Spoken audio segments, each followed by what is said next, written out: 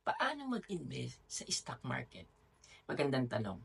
Ang pag-invest sa stock market ay isang paraan upang palaguin ang ating pera. Narito ang ilang mga hakbang para sa nagsisimula o mga beginners katulad ko.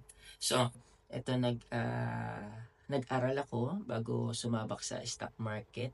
Nanood ako ng mga tutorial sa YouTube, nag-search sa Google. So, ayun yung kailangan natin yung malaman natin yung about sa fundamentals, financial concept, market movements, and investment strategies. Ano ba yung magiging hakbang, di ba? We need to understand how stock market works and why stock prices fluctuate, di ba? O bakit ba nagbabago ang presyo ng mga stocks? So, ayun yung mga dapat nating malaman, no? At pangalawa, tukuyin natin yung layunin. Ano ba yung investment na sineset? You need to set goals, your investment objectives. Para ba sa retirement? Para ba sa child's education? Or travel fund? We need to set goals. Your goals will guide your investment choices. And pangatlo, diversify. Ito yung lagi kong sinasabi rin, no? Diversify ang inyong portfolio. Avoid putting all your money into single investment. O wag natin ilalagay lahat ng ating pera sa iisang investment lamang. Mag-explore maraming iba't ibang opportunity, no? Ng iba't ibang asset classes tulad ng stocks, bonds, at mutual funds. Yan, marami. Pumili ng broker, no, na yung account na gagamitin natin para sa pagbili, pagbenta ng stocks. Ang ginagamit ko ay COL Financial at Dragonfly.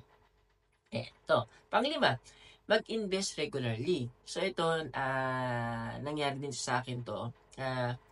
Inaantay ko na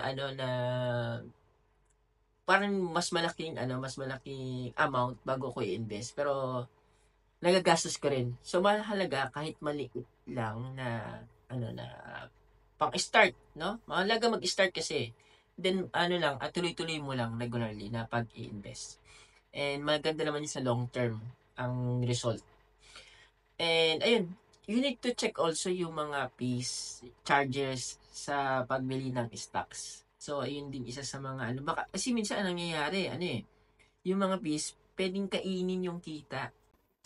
Tandaan na ang stock market ay may risk.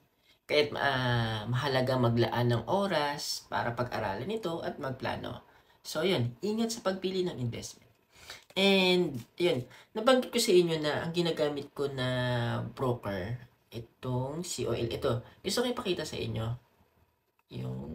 Ito na lang. Kasi mas madali ito yung mga application lang ito. Ayan. Sabi ko sa kanina na kailangan natin mag-diversify na ating mga investment. So, ito, isa-isahin ko lang. Siguro kailangan ko lumapit. Yan. Meron akong Coins PH. Ayan, babanggitin ko na lang para mas yung kasi kung hindi nakikita ng maigi sa di ba? Malinaw. So, meron akong Coins PH. Sa Coins PH, ang meron dito is cryptocurrency. So, nag-invest ako sa crypto rin.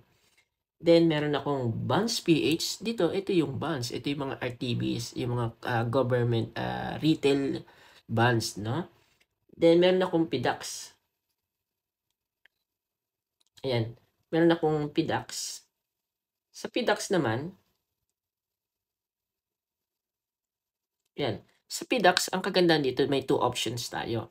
Ito yung Bonds PH and katulad ng nung RTB, yan. Ipakita ko sa inyo, retail treasury bond.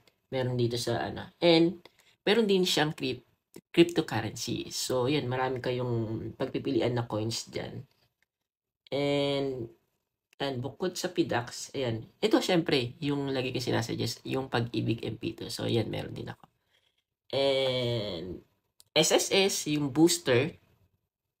At meron din akong, yung iba kasi savings, yung digital, banking, at ng GoTime, GCash, Maya. Yan. Pero yung GCash tsaka Maya, meron din kasi yung mga investment, no? Na ino-offer din. And ito, yung Dragonfly, binanggit ko rin sa inyo yung Dragonfly. Yung Dragonfly is tulad siya ng COL na pwede kayong makabili ng stocks. And ito yung COL kasi wala siyang application. Kailangan mo siyang i-log in sa website. So, try natin ayan.